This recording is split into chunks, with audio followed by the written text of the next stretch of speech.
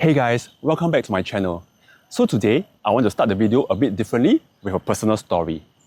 A few years ago, I got retrenched. No salary, no income, and I still had a mortgage to pay every single month. And here's something that people don't talk about when they talk about property investment. What actually happens when your income suddenly stops? Because for many people, an investment property is really not an asset. It's actually a liability. If you're collecting $4,000 to $5,000 a month from one tenant, but your mortgage is $5,500 to $7,000 a month, you're actually short. Without a job, you are burning through your savings just to keep the property. And after 6 months without no new job, the pressure becomes very real.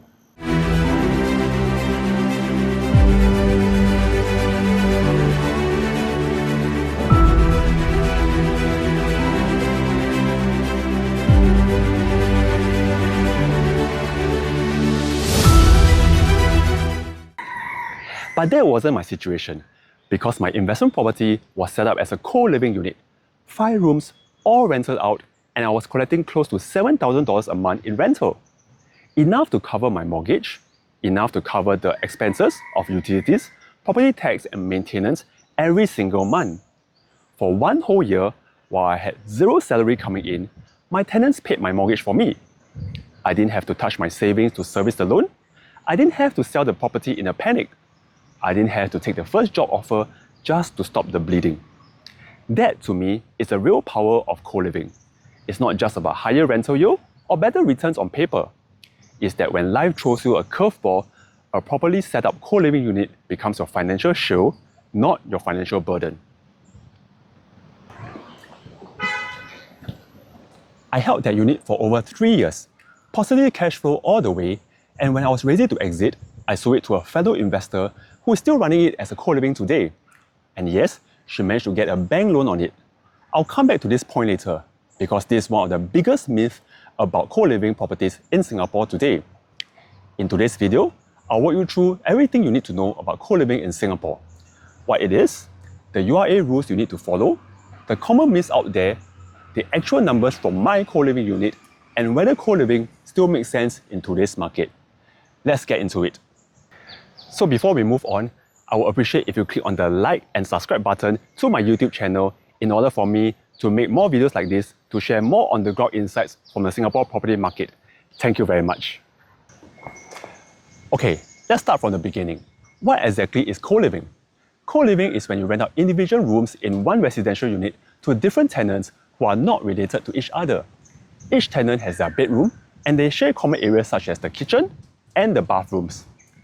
One of the biggest misconceptions that I hear is that co-living is illegal in Singapore. It is not. When you do it correctly and follow the guidelines, co-living is completely legal. So who actually lives in co-living units? Young working professionals, expats on short-term postings, digital nomads, and even university students. Singapore has a lot of transient residents, people who are here for 2 to 3 years, and they want a comfortable room in a good location, but they don't want to be tied down to a whole unit. Co-living solves that problem for them. From an investor point of view, co-living works because instead of renting your unit to one family at say $5,000 a month, you can rent out 4 or 5 rooms individually at $1,500 to $2,000 each. Do the math, and that's $5,000 to $7,000 in gross rental. And that's when co-living, when done right, can give you a much higher rental yield versus a single tenant list. But, and this is very important, you must do it correctly. If you break the rules, you're exposed to serious troubles with the authorities. So now, let's talk about the rules next. URA, the Urban Redevelopment Authority, is the body that sets the rules on how residential properties in Singapore can be used. And there are a few rules that every co-living owner must know. Rule number 1, the minimum rental period. Residential properties in Singapore are subjected to a minimum rental period, and for the case of condos, it's a minimum of 3 months. This means that short-term stays of days or weeks are not allowed. If you want to run co-living, your tenancy agreement must be for at least 3 months. Rule number 2, partitioning cannot change the nature of the unit. When you convert your normal residential unit into co-living, the unit must still function as one self-sufficient home. This means that you cannot squeeze as many rooms as possible into your unit. The unit must still have its essential common spaces, namely a living or dining area, kitchen and service yard. So be mindful not to partition too many rooms inside your current unit. Number 3, maximum occupancy. The URA caps the number of unrelated people who can live in one residential unit. Before January 2024, this number was 6 unrelated people. From January 2024 onwards, it has been increased to 8, but this is limited by the size of the unit. So, if you are planning to convert your condo into a co-living setup, please always check the latest URA guidelines before you start, because rules can change anytime. Now, let me address some of the common myths about doing co-living in Singapore. Myth number 1. Banks will not approve a loan for a co-living unit. This is the myth that I hear the most among sellers and buyers in Singapore, and it's simply not true. I bought a condo, set it up as co-living, and successfully sold it to a buyer who also got her loan approved for the co-living unit itself. So, this goes to show that you can clearly get a loan on a co-living unit. In fact, in recent months, I also did help some of my buyers and sellers buy and sell co-living units in Singapore, and all the buyers managed to get their loans. I guess the trick here is that you just need to know which are the banks that are open to supporting a co-living setup and work with them. If you need help on this, drop me a DM, or you can also comment below and let me know, and I can share with you the list of banks that are currently supporting co-living for residential units. Myth number 2. Co-living is illegal in Singapore. Again, no, it's not illegal. It's legal when you do it correctly. What is illegal is actually short-term rentals under 3 months, illegal partitionings of the rooms, co-livings in HDB flats, and having more tenants than what URA has allowed you to do so. Follow the rules and you're perfectly fine. Myth number 3. The rental yield is not worth the trouble. Yes, managing multiple tenants is more work than just managing one tenant. That's a fair point. But there are many ways to address this. Firstly, you can work with a professional co-living operator. For example, in my case, I actually work with Bespoke Habitat, who manages the unit for you at a fee. Or you can work with a trusted property agent, pay them a reasonable service fee, and they can help you manage the unit and the tenants on an ongoing basis. But obviously, if you want to keep more of the rental income for yourself and not outsource the work, then you do have to get your hands dirty and actually do the work yourself. The choice is really up to you. Alright, now I'm going to do something most property agents and investors will not do on YouTube. I'm going to show you my actual numbers. Not hypothetical, not an example, my very real deal from the day I bought to the day I sold. I'll break this down into 3 different parts. Firstly, what it cost me to buy the property. Secondly, what are the monthly operation costs looking like? And thirdly, what happens when I sold and what are the actual profits I walk away with. Part 1. What it costs to enter into this property. I bought this property in 2022 for 1.35 million. The down payment was 25%, which worked out to be around $337,000, of which I used $230,000 from my CPF OA account and $107,000 in cash. On top of the down payment, there were the usual costs of buying a property here in Singapore. Buyer stamp duty came out to be about $38,000, legal fees $2,500. And of course, I have to do all the renovations and furnishing to get the unit co-living ready, and this cost came out to be around $20,000. Now, let me show you what the monthly numbers look like.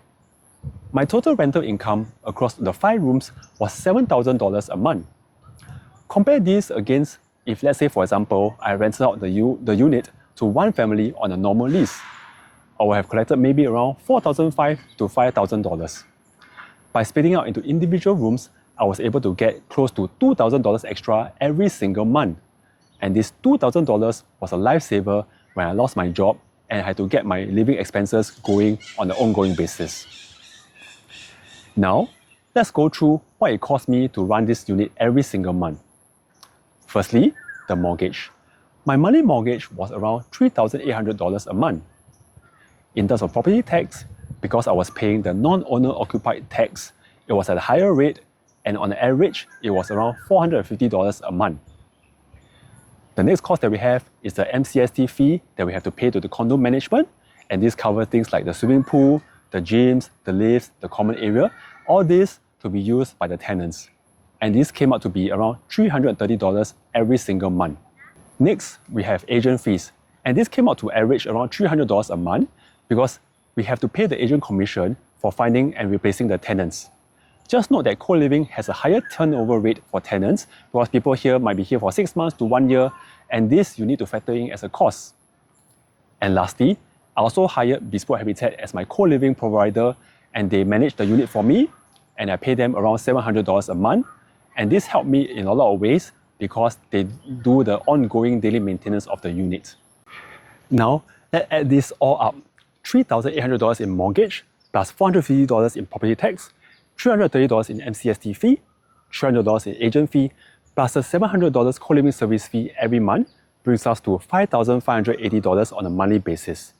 And minusing off the $7,000 that I get in rental every month, I have a positive cash flow position of $1,420, which brings me to over 3 years, and we're getting around $51,000 in net profits. But wait, there's one more cost I need to talk about: income tax. Rental income in Singapore is taxable. It gets added on to your salary and taxed at your marginal rate. In my case, my marginal tax rate was roughly around 15%, which is quite typical for mid to senior professionals working here in Singapore. Now, let me walk you through how IRAS actually calculates the tax on your rental income, because it's not simply 15% of your rent. IRAS gives you two options for deducting rental expenses. For option 1, you can actually claim the actual expenses that you incurred for doing the rental. This means you keep every single receipt and invoice. Option 2, you just claim a flat 15% deemed on the rental expenses on your gross rental. For me, I went with option 2. Simpler, and honestly, I was also very lazy. Now, here's the most important part that people miss. Even when you take the 15% deemed expenses, you can still deduct your mortgage interest on top of it.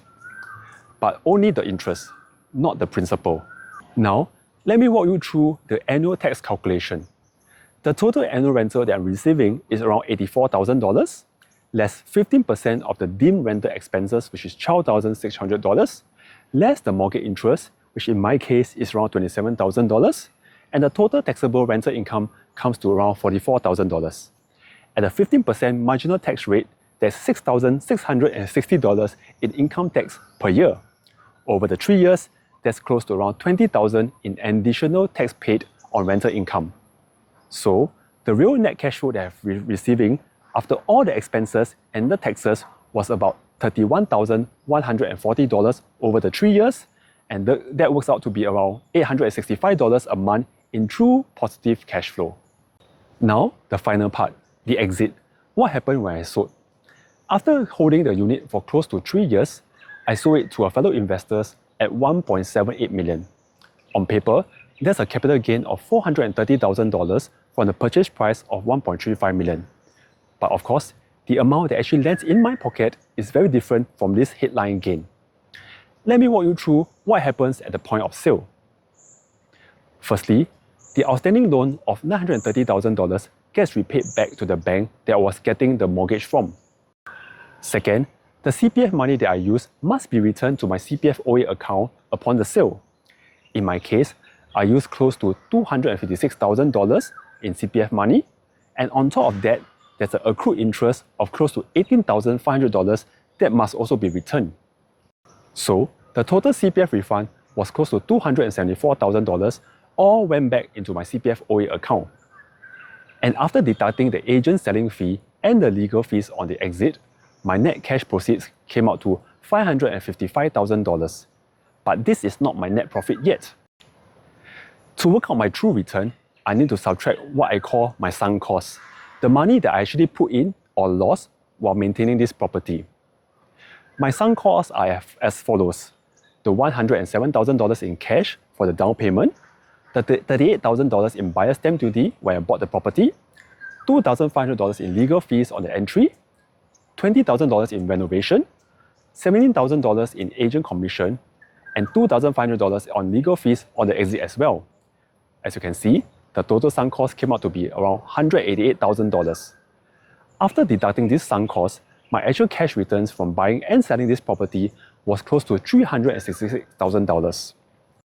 And remember, throughout the 3 years of my co-living journey, my rental was covering the mortgage, and then I have extra cash flow as well.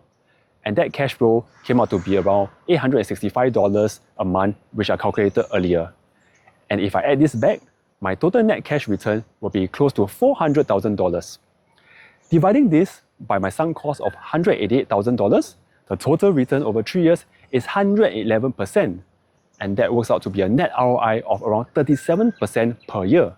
And this is how this co-living unit actually helped me through my retrenchment.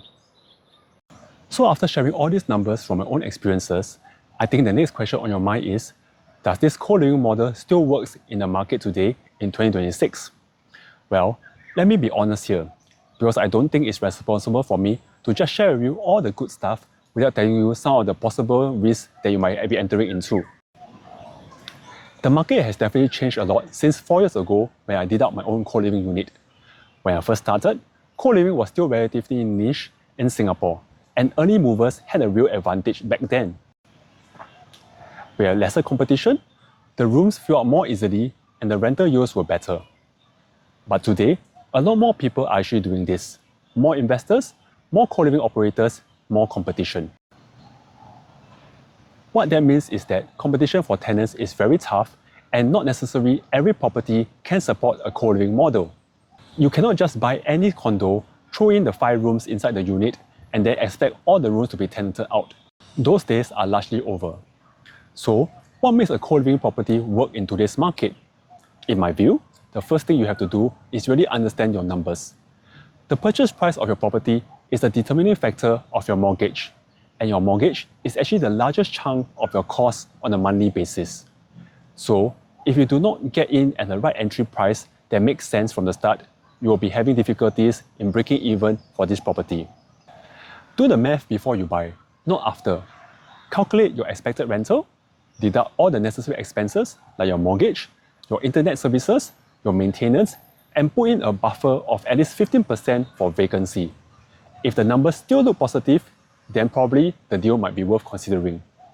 But if you need 100% occupancy from the onstart just to break even, you're probably taking on too much risk. Number 2, back to the basics. Location, location, location. You want to be close to an MRT station, ideally within 5 to 10 minutes walk. You want to be in areas with strong organic rental demand, near the CBD, business parks, hospitals, universities, or even the established expats communities. This will definitely help you in maintaining a strong rental demand for your property. So before you buy, go and do your homework, go on to Property Guru, check how many rooms are there in the condo that you are targeting, and whether there are more in the nearby condos. And how fast do these rooms move? If you see 50 rooms available today, and they are still sitting there for the next week or two, then the rental demand may not be that strong. Thank you for watching till the end of this video. I hope that my sharing today has gotten you a lot of value and get you an idea about what it means to run a co-living unit in Singapore. Today, my purpose is really to share very truthfully my experiences in running a co-living unit, what the numbers look like, and how it helped me to tide over my retrenchment. If you found such a sharing useful, please remember to like and subscribe to this channel. I will see you in the next one.